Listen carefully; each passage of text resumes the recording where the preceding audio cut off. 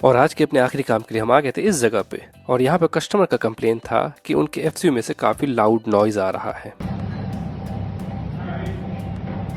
फिर क्या था, हमने अपना स्कार्फ फोल्डिंग लगा दिया और चढ़ गए ऊपर आसमान में चेक करने के लिए कि आखिर समस्या क्या है।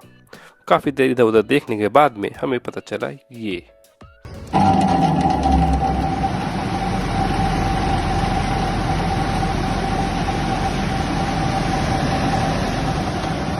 मोटर में से काफ़ी लाउड नॉइज़ आ रही थी।